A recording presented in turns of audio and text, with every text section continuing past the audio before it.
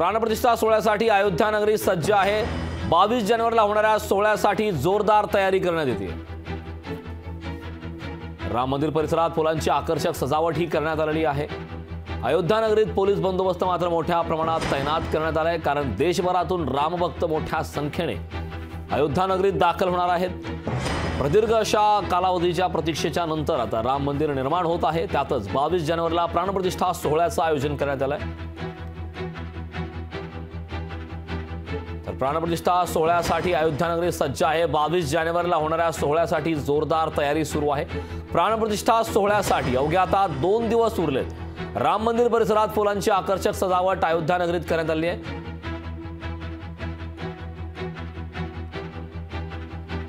भाविकांशी संवाद साधलाय आमचे प्रतिनिधी विकास काजळे यांनी। पाहूयात।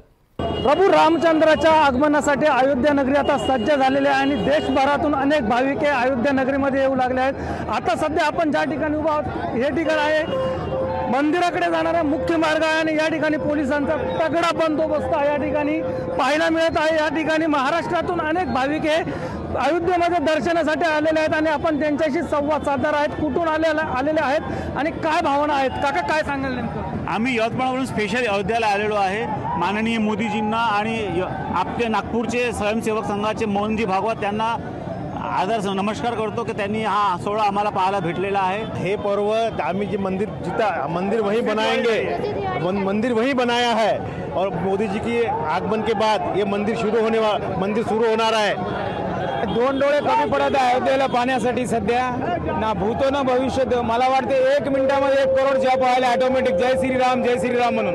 योगी सरकार मोदी सरकारनी एकदम भारी हे सगळं म्हणजे चालू करून एकदम भारी केलंय आणि इथं येऊन अलगच पर्यावरण वातावरण है। सनातन धर्माचे एकदम भारी गोष्टी केली। मैं बहुत ज़्यादा खुश हूँ क्योंकि हम लोग एक यंगर स्टेज से आते हैं। मेरे को बहुत ज़्यादा उत्सुकता है कि ये कब भूमि पूजन हो और हम कब अंदर जाए और कब इसका उद्घाटन हमें दर्शन करने मिले।